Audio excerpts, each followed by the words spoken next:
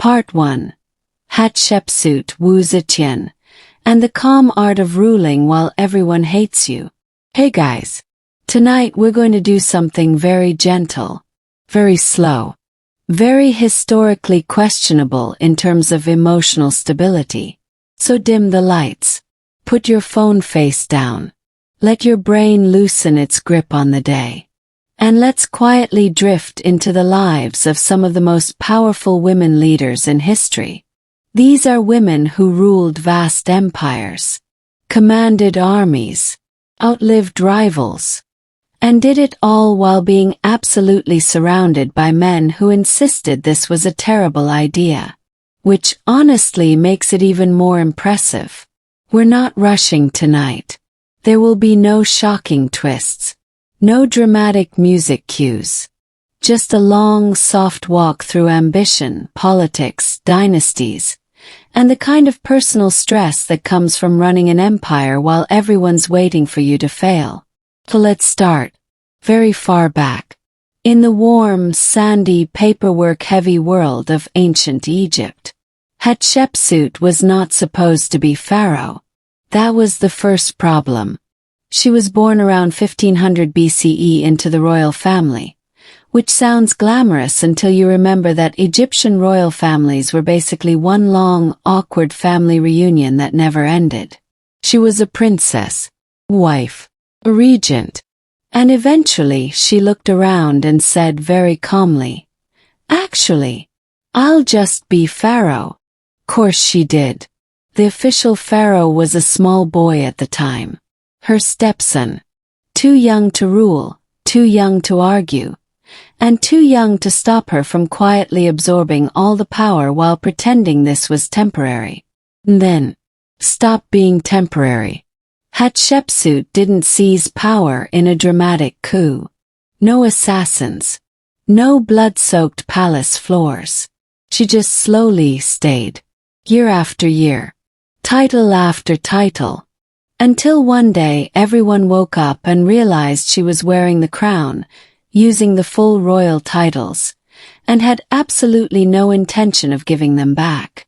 She even started dressing like a male pharaoh. Fake beard. Traditional male regalia. Full look. Not because she was confused, but because Egypt was confused. The gods, the priests, the bureaucracy. All of it ran smoother if Pharaoh looked like a man. So Hatshepsut said, fine. If the job requires a costume, I'll wear the costume. And honestly, she was very good at the job. Her reign was peaceful. Trade flourished. Massive building projects went up across Egypt. Obelisks, temples, monuments so large they basically screamed, "I'm in charge, please stop asking." She didn't obsess over war. She obsessed over stability, which, historically speaking, is not flashy but extremely effective. Course this annoyed people. Quiet competence always does. After she died, her stepson, now very much grown and extremely resentful, tried to erase her from history, chiseling her name off monuments, smashing statues, pretending she never existed, which is a classic move, and also deeply ineffective. 'Cause here we are, still talking about her, roughly, thousands of years later.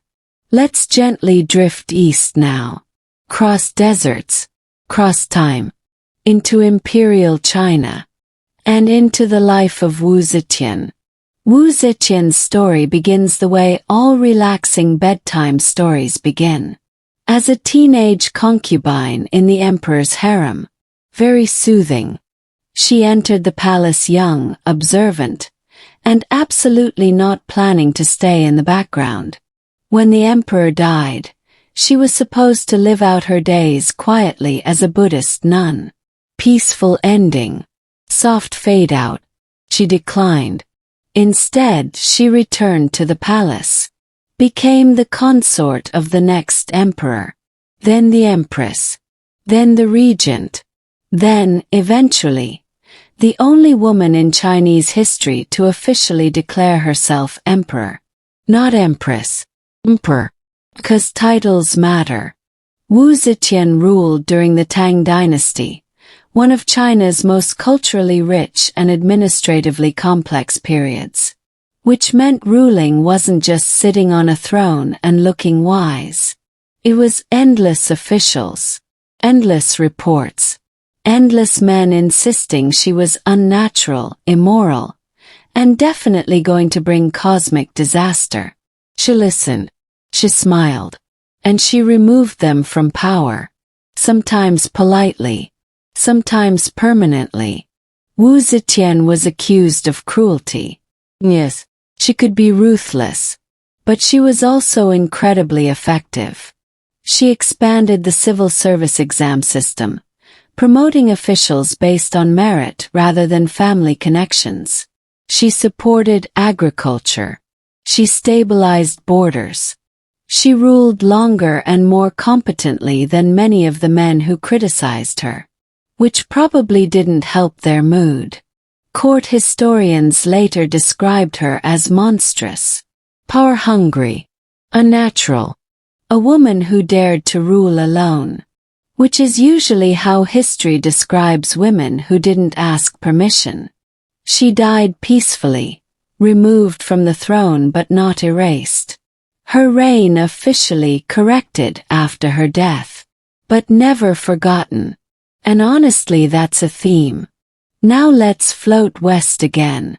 Slowly, no rush, into medieval Europe, where everything is damp, politically complicated, and emotionally exhausting. This is where we meet Eleanor of Aquitaine. Eleanor was wealthy beyond reason. She inherited one of the largest territories in France outright, which immediately made her the most eligible bride in Europe. She married the King of France first. Didn't go well. They went on crusade together, which is a wonderful way to test a marriage if your goal is divorce. They argued. They separated emotionally. They produced daughters instead of sons, which medieval kings famously handled with maturity and grace. Eventually, the marriage was annulled, and Eleanor did something truly iconic. She married the King of England. Immediately, Henry II, energetic, brilliant, and completely incapable of emotional regulation. Together they had many children, most of whom later tried to overthrow their father. With Eleanor's subtle encouragement, she ruled territories. She advised kings. She managed courts. She was imprisoned by her own husband for over a decade because she supported her son's rebellions. And when Henry died, she walked out of prison and resumed ruling like she'd just been on a very long, inconvenient vacation. She lived into her 80s, outlived almost everyone who tried to control her, and calmly shaped medieval politics while men fought, sulked, and died dramatically around her. Which brings us to a gentle realization. Powerful women in history were rarely loud tyrants. They were patient, strategic, endlessly tired. They ruled while being criticized for existing. They governed while being told they were unnatural. They held empires together with paperwork, diplomacy, and the quiet understanding that if they failed, history would never forgive them. And somehow, they kept going. So take a slow breath. Let your shoulders drop. Because we've only just begun. There are queens who ruled through madness. Empresses surrounded by betrayal. Women who held power briefly, painfully, and brilliantly. And we'll meet them, one by one, at a very reasonable, sleep-friendly pace. Let's just drift forward now. Into the next life. The next crown. The next quietly unhinged royal court. Part 2. Cleopatra, Empress Matilda, and the exhausting reality of being too much. Alright, Welcome back. If you nodded off a little, that's perfect. If you didn't, that's also fine. History has plenty of time. Let's just ease ourselves back in. We've floated through deserts and palaces. We've watched women rule by patience, paperwork, and quiet refusal to disappear. Now we drift gently into one of the most over-discussed women in all of history. A woman whose actual political skill has been absolutely buried under eyeliner discourse. Cleopatra VII. That Cleopatra. She was born into the Ptolemaic dynasty of Egypt, which was Greek, extremely wealthy, and deeply committed to marrying itself into oblivion. Brother-sister marriages were not a phase. They were policy. Cleopatra grew up in a palace filled with tutors, intrigue, and relatives who kept mysteriously dying, which really sharpens a person's survival instincts. She was smart. Annoyingly smart. She spoke multiple languages. She understood economics, diplomacy, and optics. Yes, she knew how to make an entrance. When she was pushed out of power by her brother, who was also her husband because of course he was, Cleopatra didn't scream. She didn't sulk. She planned. She famously had herself smuggled into Julius Caesar's quarters wrapped in a carpet. Which sounds dramatic, but politically it was genius. She aligned herself with Rome's most powerful man, not as a passive ornament, but as a ruler securing Egypt's independence. After Caesar's assassination, she didn't collapse into mourning theatrics. She pivoted. She aligned with Mark Antony. And this is where history gets tired. Cleopatra has been reduced to a seductress, temptress, a femme fatale who distracted powerful men. As if those men weren't actively making choices. As if political alliances didn't require mutual benefit. Cleopatra ruled. She stabilized Egypt's economy. She protected its autonomy longer than anyone reasonably expected. Her end was tragic. But it wasn't foolish. It was calculated. And Rome still felt threatened enough to turn her into a cautionary tale. Which usually means you mattered. Now let's gently slide north. Into England. Where everything is colder. And significantly more miserable. This is where we meet Empress Matilda. Matilda was the daughter of King Henry I of England. She was named his heir, which was bold, and also a terrible idea if you enjoy peace. She was married off young to the Holy Roman Emperor, giving her the title of Empress before she even reached adulthood. When he died, she returned to England, widowed, experienced, and fully aware of how power worked. Her father spent years making nobles swear loyalty to her. Over and over. They smiled. They agreed. They lied. The moment Henry died, they crowned her cousin Stephen instead. And England descended into civil war. Matilda didn't beg. She didn't fade away. She fought for her claim. She led armies. She negotiated alliances. She captured Stephen at one point, which was a deeply awkward moment for everyone involved. She came closer to ruling England than any woman before her. And then, she lost it.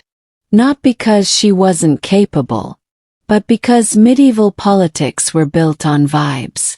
Matilda was described as arrogant, unlikable, too direct.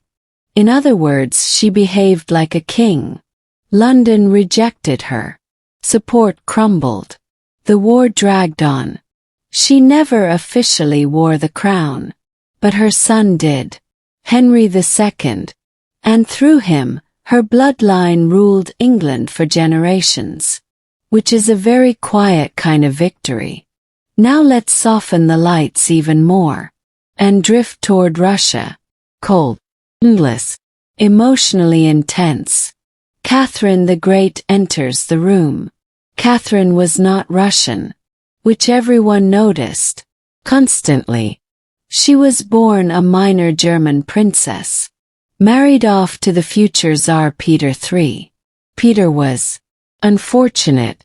He was immature, obsessed with Prussia, and deeply uninterested in ruling Russia competently.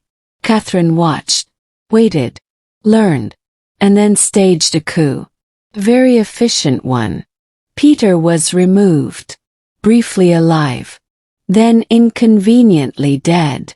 Catherine took power and ruled for over 3 decades. She expanded Russia's borders, reformed administration, corresponded with Enlightenment thinkers. She also maintained serfdom, because history is rarely tidy. Catherine was pragmatic. She ruled not as an idealist, but as a manager. She understood the balance between appearing progressive and maintaining absolute authority. Her personal life became gossip. Her intelligence was questioned. Her legacy debated endlessly. But her reign reshaped Russia permanently, which is a heavy thing to do while also being reduced to rumors about furniture. Now take another slow breath. Notice how none of these women were allowed to simply rule. They had to justify, charm, conquer, or live. And even then, history still sighed dramatically about it. We'll keep drifting into queens who ruled briefly, women whose power was symbolic but seismic, leaders who held the crown just long enough to leave scars. No rush, no sharp turns. Just one long, steady march through ambition and exhaustion. When you're ready, we'll continue. Part 3. Elizabeth I, Isabella of Castile, and the long art of ruling alone. Alright, let's keep drifting. If your thoughts are starting to blur a little around the edges, that's ideal. History is much softer when it's slightly out of focus. We're still following powerful women. Women who ruled in worlds that kept insisting they shouldn't. And we're moving now into a place that history textbooks love. Because the wigs get taller and the anxiety gets louder. England. Specifically Elizabeth I. Elizabeth Tudor was born into chaos, which is always a strong opening move. Her mother, Anne Boleyn, was executed when Elizabeth was still a toddler, which immediately made Elizabeth politically inconvenient. She went from princess to potential problem to awkward reminder. Her father, Henry VIII, kept changing wives and religions like a man trying to fix an internal problem with external renovations. Elizabeth learned early to stay quiet, to watch, to survive. She was declared illegitimate, then legitimate again, then ignored, then suspected. At one point, she was imprisoned in the Tower of London, because someone somewhere thought she might be plotting something, or thinking too loudly, or existing incorrectly. Eventually, through a combination of patience, luck, and everyone else dying, Elizabeth became queen. And immediately everyone asked the same question. So, who are you going to marry? Elizabeth did not answer. She ruled for 45 years. And never married. This drove everyone insane. Because marriage meant control. A husband meant a king. A king meant Elizabeth stepping aside. She smiled. She flirted diplomatically. She promised nothing. Elizabeth ruled alone. Her reign wasn't peaceful. There were religious tensions, blood, assassination attempts, the constant background hum of Catholic Europe hoping she'd just stop breathing. She navigated it all with cautious brilliance. She balanced advisors against each other. She used her image deliberately. The Virgin Queen, married to the country, which is a very elegant way of saying no, and stop asking. She executed Mary, Queen of Scots, her cousin and rival, after years of hesitation. Not because she wanted to, but because ruling means choosing the least bad option. Elizabeth died old, respected, exhausted, and England entered a succession crisis anyway. 'Cause of course it did.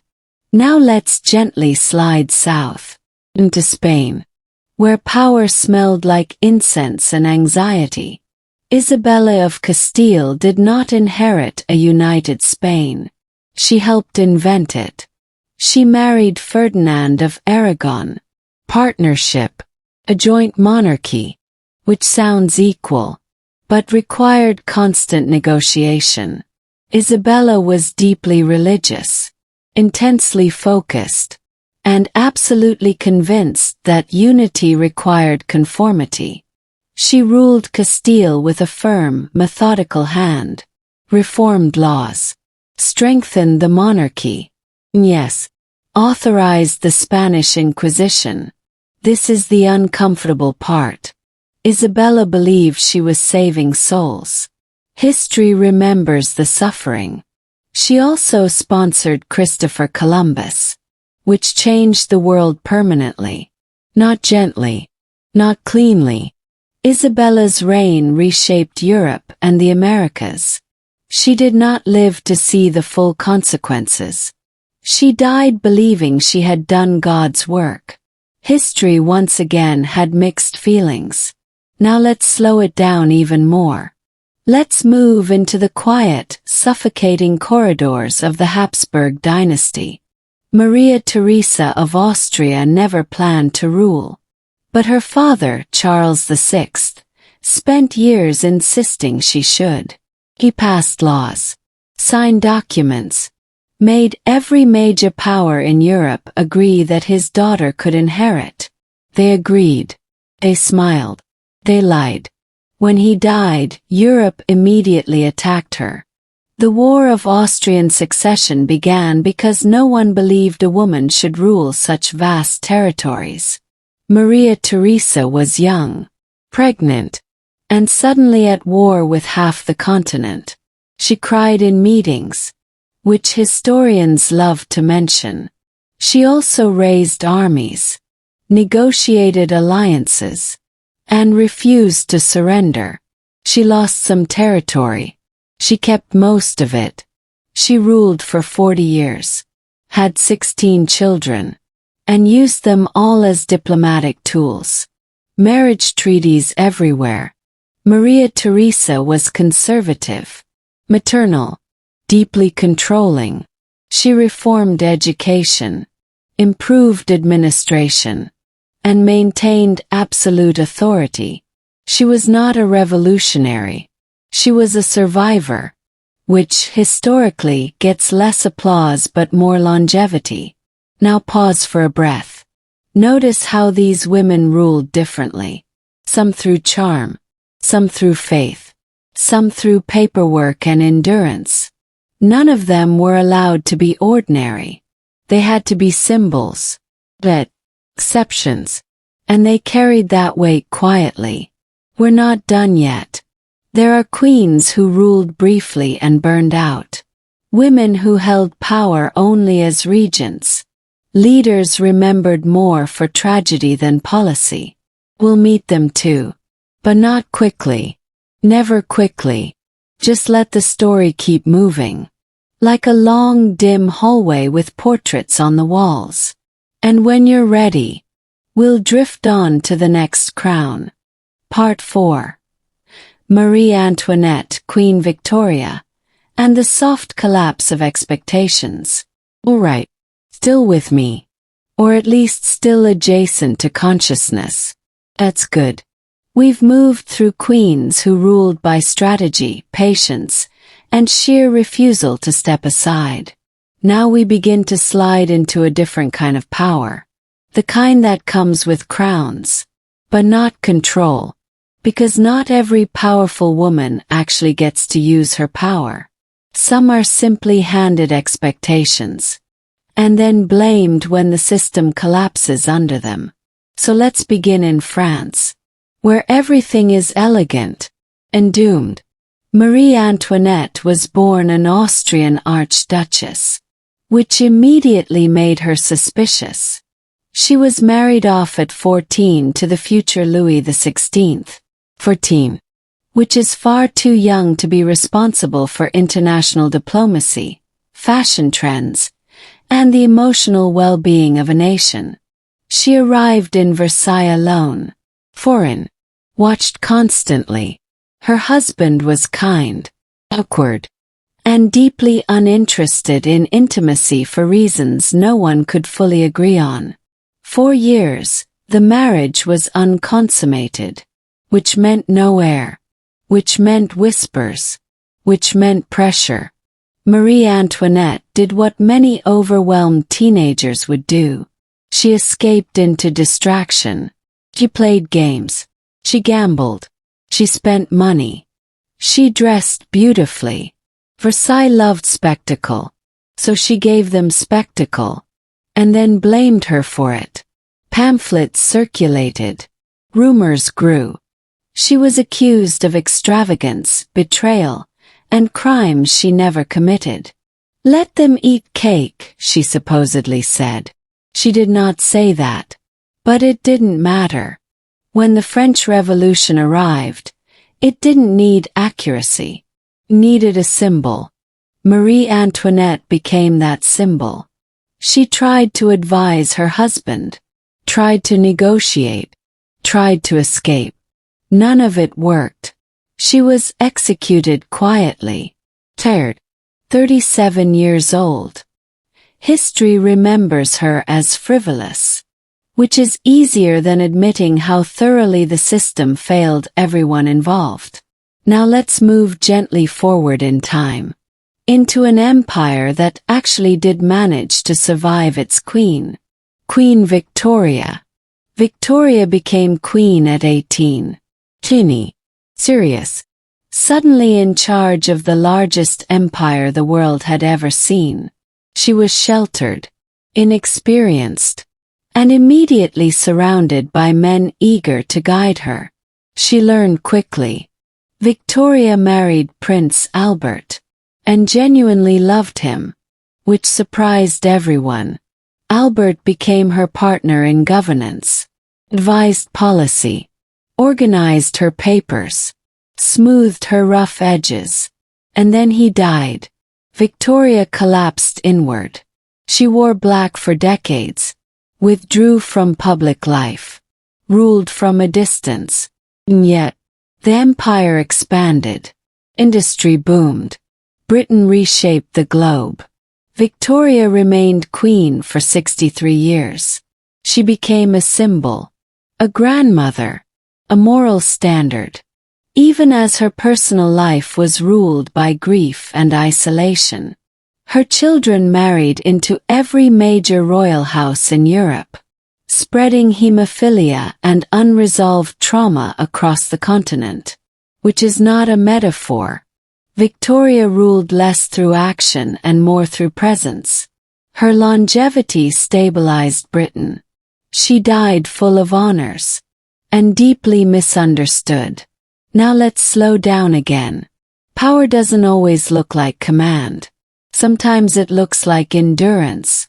Sometimes it looks like being trapped inside an image that history refuses to update.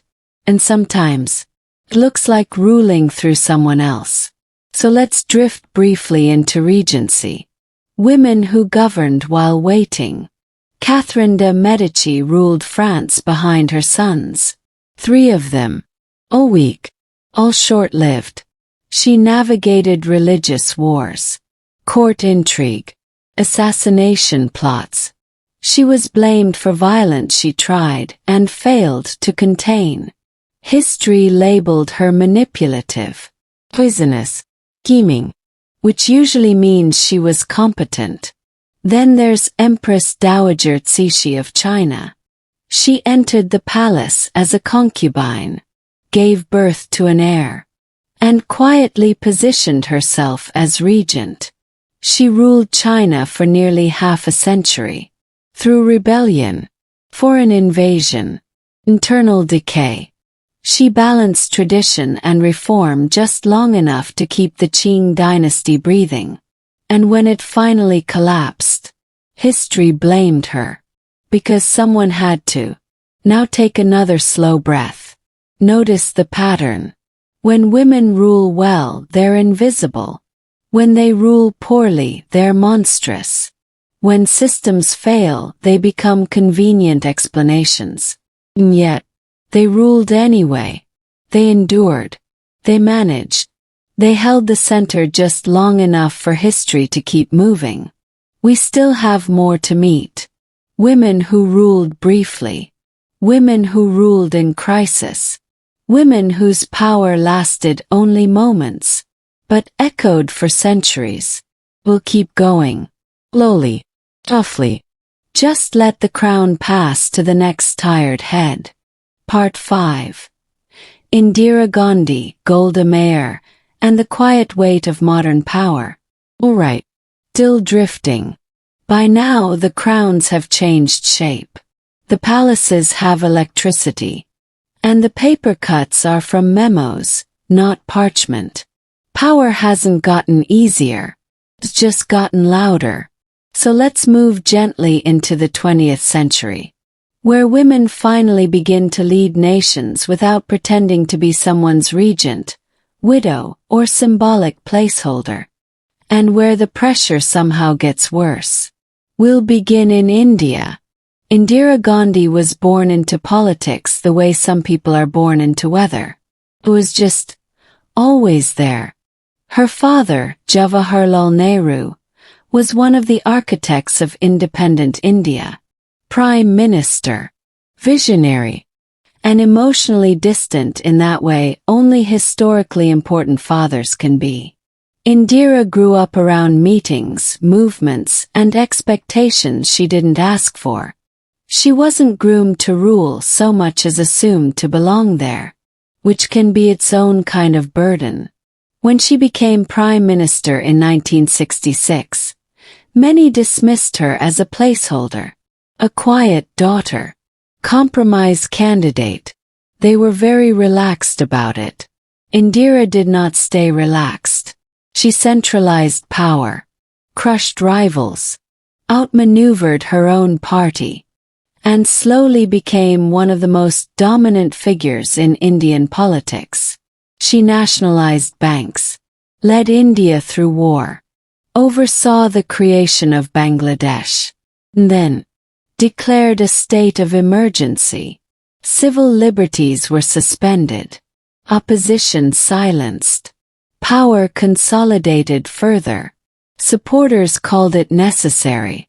Critics called it authoritarian. Both were correct.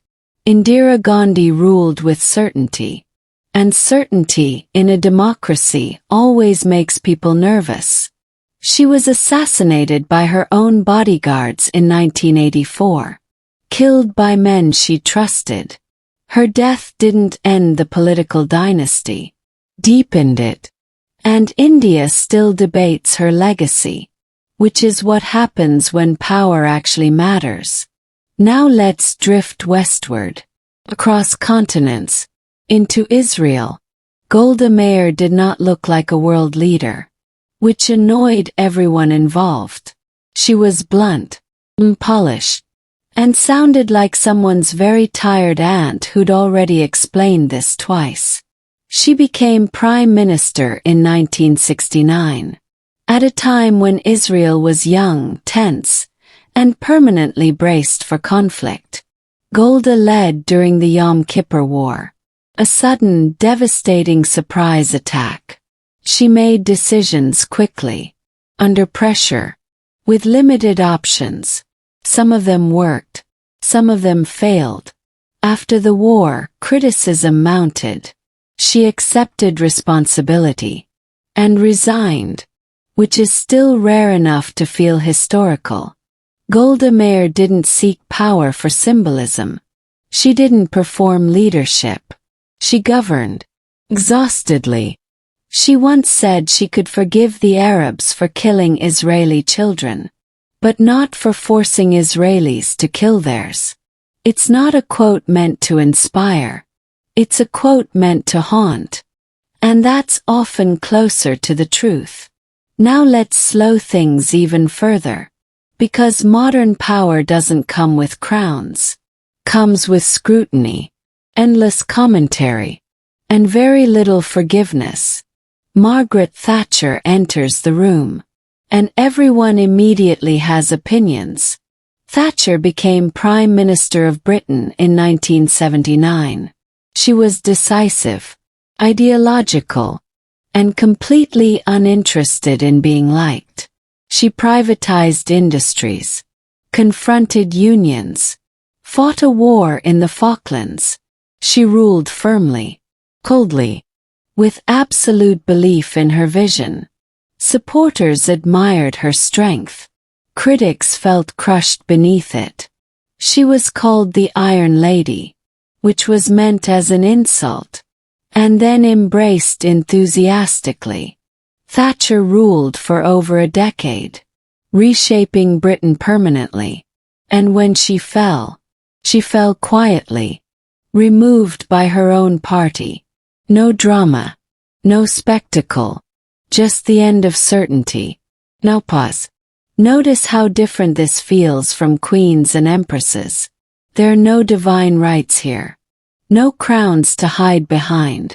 Just decisions, consequences, and history watching in real time. Now let's drift toward South America. Eva Perón never officially ruled Argentina, but she held power anyway. Evita rose from poverty. Actress, radio star, political force. She became the wife of Juan Perón, and the voice of the working class. She spoke passionately, emotionally, dramatically, which critics hated, and supporters adored. She championed labor rights, women's suffrage, social programs.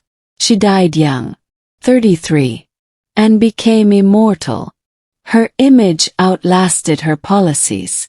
Her myth outgrew her reality, which is another kind of power. Now take a slow breath. We've moved from ancient crowns to modern offices, from divine legitimacy to popular mandate. And the pattern hasn't changed much. Women who lead are still expected to be everything. Strong but kind, decisive but gentle, firm but likable. They are praised for surviving, criticized for acting, and remembered selectively. We're almost done now. There are a few more figures. Women whose power flickered briefly, or arrived late, or carried impossible expectations into the present day. We'll meet them. Not loudly, not dramatically, just as one more soft passage through history. So stay right where you are. Let your thoughts wander. And when you're ready, we'll pass the weight along one last time. Part 6. Angela Merkel, Cleopatra's Echo, and the soft ending of authority. Alright, we're almost there now. This is the stretch where the mind starts drifting in and out, where names blur, where history feels less like a timeline and more like a low, steady hum, which is exactly right. Because the final women we're meeting didn't rule with spectacle. They ruled with spreadsheets, with silence, with the deeply unglamorous art of not making things worse. And honestly, that might be the hardest kind of power to hold. So let's end in Germany. Angela Merkel did not look like history in the making. She looked like someone who might ask you to lower your voice in a library. She grew up in East Germany, behind the Iron Curtain. Quiet, scientific, careful. She trained as a physicist, which explains a lot. When the Berlin Wall fell, Merkel entered politics cautiously. No grand speeches, no revolutionary image. She rose anyway, By 2005, she became Chancellor of Germany. The first woman. The first from the East. And she stayed. 16 years. Through financial collapse. Through refugee crises. Through pandemics. Through endless European Union meetings that could drain the soul from a marble statue. Merkel didn't dominate through charisma. She dominated through endurance. She listened. She waited. She made decisions slowly. Critics called her dull. Supporters called her steady. She became, almost accidentally, the most powerful woman in the world. And then, left. Voluntarily. Only. No dynasty. No dramatic farewell. Just the quiet removal of a stabilizing force. And only afterward did everyone realize how much weight she'd been holding. Which brings us to a soft realization. Powerful women leaders are often only fully appreciated when they're gone. Now let's gently rewind. Not in time, but in pattern. Because everything we've heard tonight has happened before. Cleopatra navigating male egos. Elizabeth balancing image and survival. Maria Theresa holding an empire together with paperwork and children. Indira Gandhi ruling through certainty and fear. Merkel ruling through patience and absence. Different centuries. Same exhaustion. And always the same expectations. Be strong but not threatening. Be decisive but not cold. Be emotional but not unstable. Be human but not flawed. And above all, don't fail. Because if you do, history will remember it forever. Now let's slow even more. There are women we haven't named. And that's intentional. Thousands of queens, regents, prime ministers, presidents. Some ruled for weeks. Some for decades. Some were competent. Some were disastrous. Just like men. But women rulers never get to be ordinary. Their failures are gendered. Their successes are exceptions. And their personal lives are treated like public property. Hatshepsut wore a false beard to make power legible. Elizabeth refused marriage to keep hers. Victoria disappeared into mourning. Cleopatra became a myth to survive Rome's narrative. Merkel became boring on purpose. Different strategies. Same goal. Hold the center. Just a little longer. Now let's talk about legacy. But very gently. Legacy is not monuments. Those get chipped away. It's not titles. Those get rewritten. Legacy is continuity. It's the fact that systems didn't collapse. That wars didn't escalate. That empires limped forward instead of imploding overnight. Which is not exciting. But it is rare. And it usually goes unnoticed. Until it's gone. So as we end tonight, there's no grand conclusion. No lesson carved into stone. Just a long pattern. Women stepping into power that resists them. Carrying expectations they didn't design. Making imperfect decisions under impossible conditions. And then being judged later by people who never had to decide anything at all. Which is, honestly, the most historical thing imaginable. So take one last slow breath. Let the names fade. Let the crowns blur together. Because history isn't really about individuals. It's about repetition. And the quiet, exhausting truth. That power always costs more than it promises. Especially to those who were never supposed to hold it. That's where we'll stop tonight. No applause. No dramatic ending. Just the soft closing of a very long story.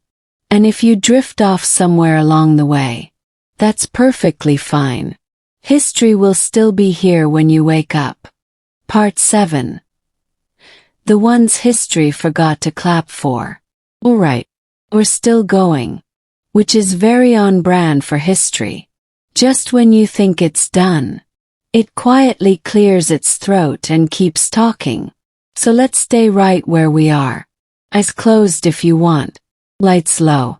Because now we move into the women who didn't get grand endings. No statues. No catchy epithets. No neat summary paragraph in textbooks. Just power held briefly. Or awkwardly. Or in conditions so unstable that survival itself counted as success. Let's begin softly. In Scandinavia, Queen Margrethe I of Denmark does not get enough credit, which is fitting. She lived in the late 14th century, when Europe was tired, underpopulated, and deeply suspicious of women making decisions. Margrethe was married young, widowed early, and left with a son who died before she could hand power to him. Instead of stepping aside, she stepped forward. She maneuvered herself into ruling not just Denmark, but Norway and Sweden, all three. This became the Kalmar Union, a massive political achievement.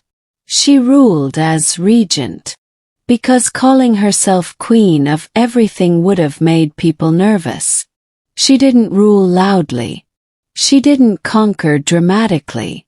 She negotiated. She waited people out. She exhausted her enemies into compliance. Margrethe ruled Northern Europe for decades, quietly stabilizing the region. And when she died, the union slowly fell apart, which tells you everything. Now let's drift south, into Africa. Queen Zinga of Ndongo and Matamba ruled in what is now Angola. And she ruled in a world shaped by colonization, slavery, and constant violence. Nzinga was strategic, adaptable, and relentlessly pragmatic. She negotiated with the Portuguese, converted to Christianity when useful, abandoned it when not. She dressed as a man in court, surrounded herself with loyal followers. She ruled for 40 years. Defending her people's autonomy as long as possible. European sources described her as savage, unnatural, excessive, which usually means she didn't cooperate. Nzinga died old, still ruling, and history still struggles to place her comfortably, because she doesn't fit the narrative. Now let's gently move east, very gently, into Japan. Empress Suko ruled in the 6th and 7th centuries, a period when Japan was absorbing Buddhism, Chinese administration, and new ideas about centralized power. Suko ruled during massive transformation, and she did it calmly.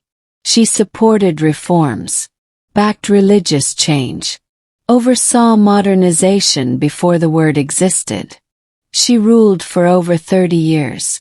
And yet, she's often mentioned only briefly, because stability is not exciting. Now let's float into the Islamic world. Shujar al-Dur was a former enslaved woman who became Sultan of Egypt. Briefly, very briefly. Her husband died suddenly during a crusade. She hid his death, issued orders in his name, won the war, then revealed the truth, which is impressive timing.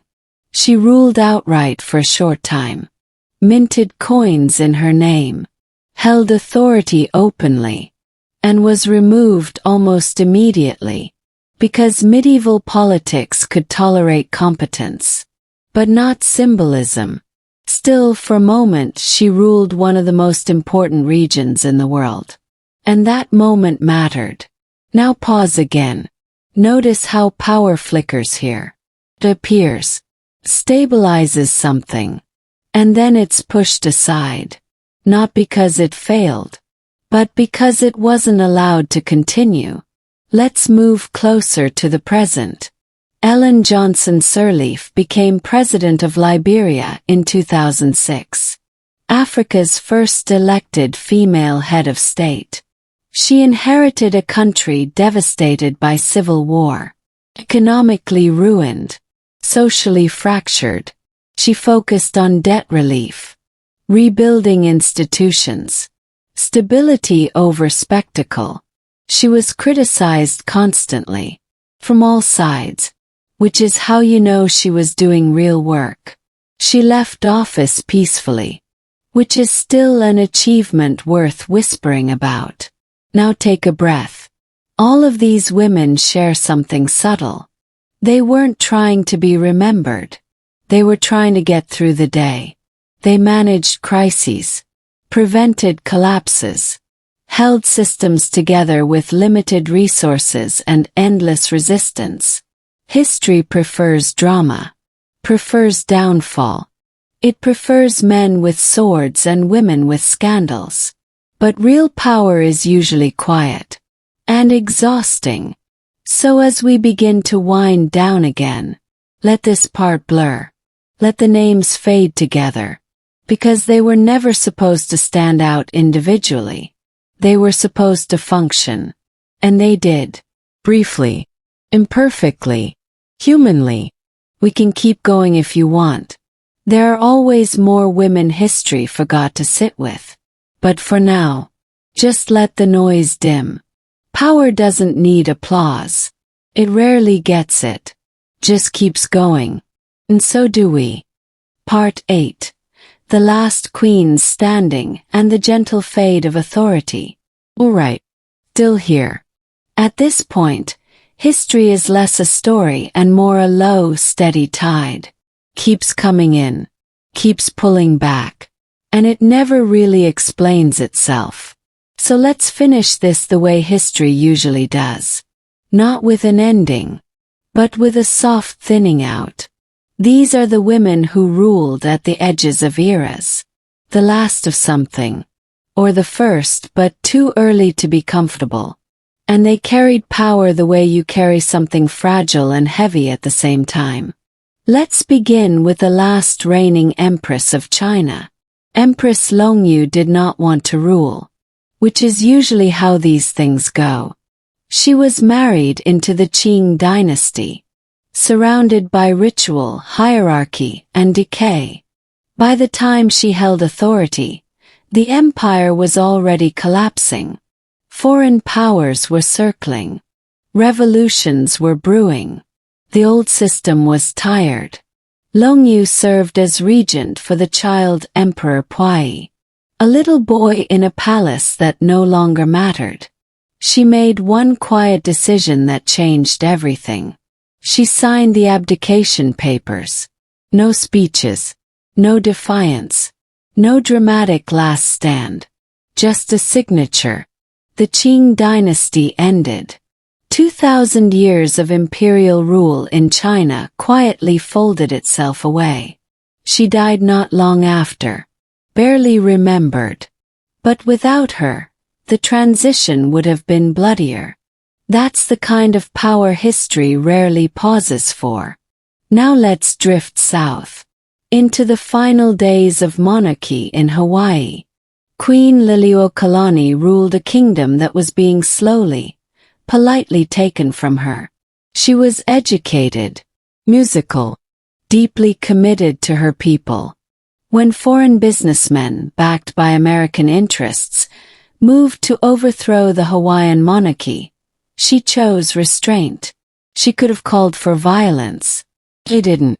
She surrendered under protest, believing justice would come later. Didn't. Hawaii was annexed. Her kingdom dissolved. She spent years petitioning for restoration, writing songs, waiting. She died without seeing her nation returned. History often calls this peaceful. But peaceful loss still hurts.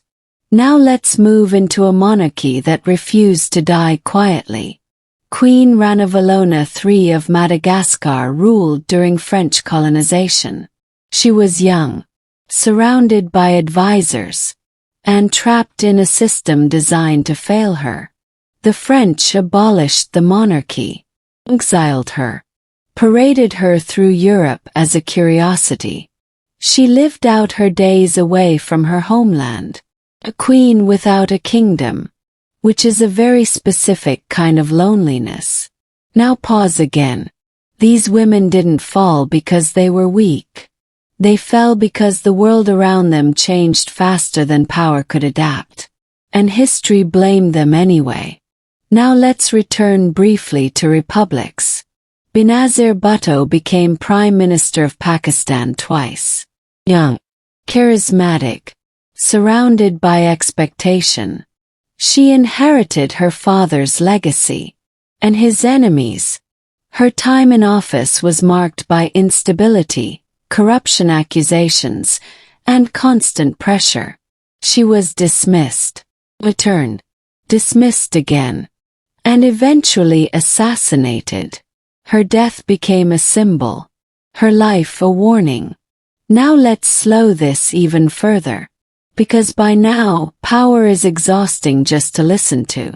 Michelle Bachelet of Chile ruled twice. Pediatrician. A survivor of dictatorship.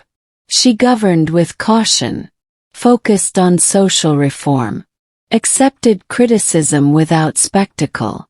She didn't mythologize herself. And history didn't rush to mythologize her either, which might actually be progress. Now take a long breath. If you've stayed with this until now, you've noticed something subtle. As time moves forward, women in power become less extraordinary. Not because power got kinder, but because repetition finally did its work. It's harder to pretend something is unnatural when it keeps happening. And that's where we gently stop. Not because the story ends, but because it stops needing to be told this way. Power is still heavy. Leadership still costs too much. But slowly, very slowly, women ruling becomes less of a historical event, and more of a fact. And that's not dramatic. It's quiet. Which honestly is the most hopeful ending history ever offers. So let the voices fade. Let the crowns blur together one last time. There's nothing left to prove tonight. Just a long trail of women who held power. Not because they were allowed to, but because someone had to. And eventually, they did. That's it for now. Rest easy. Part 9. After the crowns, when power becomes background noise. Alright, we'll keep going. History always does. At this point, the crowns are mostly gone. The palaces are museums. And power has learned how to dress itself as normal. Which is dangerous in a very boring way. So this last stretch isn't about famous queens or dramatic rises. It's about what happens after women in power stop being shocking. When leadership becomes routine. And the criticism becomes quieter, but sharper. Let's start gently. With repetition. Because once something happens often enough, it stops feeling historic. Take Jacinda Ardern of New Zealand. She became Prime Minister young. Unassuming. She led through tragedy, mass shooting, pandemic. She spoke softly, clearly, without performance. The world briefly decided this was remarkable, and then immediately raised the bar. She was praised, then scrutinized, then exhausted, and eventually, she stepped down, not in disgrace, not in triumph, just tired. Which may be the most honest political ending of the modern era. Now let's float over to Europe again. Sanna Marin of Finland. Young, female, competent. Her policies were debated. Her parties were photographed. Because apparently leadership is still suspicious if it looks like joy. She governed through crisis, lost an election, and life went on. Which is the point. Now slow it down. Because here's the quiet shift that history rarely announces. Women in power are no longer shocking. They're just scrutinized differently. Their tone, their clothing, their exhaustion. Men fail loudly and get second acts. Women fail once and become case studies. Which is progress technically. Just very unfinished progress. Now let's return briefly to symbolism. Kamala Harris became Vice President of the United States. First woman. First black woman. First South Asian woman. The moment mattered. And then the job became the job. Expectations skyrocketed. Criticism intensified. Because once you're there, the symbol is no longer enough. You have to perform power. And justify it. Every single day. Which brings us back to where we started. Hatshepsut wearing a false beard. Elizabeth refusing marriage. Merkel becoming deliberately dull. Different centuries. Same adaptation. Blend in just enough to survive. Now let's talk very quietly about something history doesn't like to admit. Power has never been fair. It's not distributed evenly. It's not granted to the most capable. And it rarely rewards restraint. So when women reach it, they are immediately asked to represent more than themselves. An entire gender. An entire future. And that weight is heavy. Now let's soften again. Because this isn't a warning. It's just an observation. Leadership stripped of myth is mostly management, budgets, conflicts, compromises, and the slow realization that no one will be satisfied. Women leaders today are not legends yet. They're just people doing a job that history will later decide how to feel about. And that's actually healthier. No divine right. No heroic narrative. Just accountability. Which is uncomfortable, but real. Now take a slow breath. If you listen closely, you can almost hear the hum of continuity. No throne rooms. No coronations. Just meetings starting late. And decisions being made by tired humans, who will never fully escape criticism. That's where history is now. Not dramatic. Not resolved. Just ongoing. And that's where we finally let it rest. No final moral. No neat ending. Just the quiet understanding that power once forbidden has become ordinary. And ordinary is where real change hides. So let the voices fade completely now. Let the timeline dissolve. You don't need to remember the names. History already will. And if you drift off somewhere in this last stretch, that's fine too. Because nothing important is happening loudly anymore. Part 10. Reflections, Patterns, and the Gentle Drift of Time. Alright. We've been floating for a long while now. Through deserts, palaces, offices, and meeting rooms. Through crowns, signatures, speeches, and quiet abdications. And somewhere along the way, the stories stop feeling like individual biographies. They start feeling like patterns.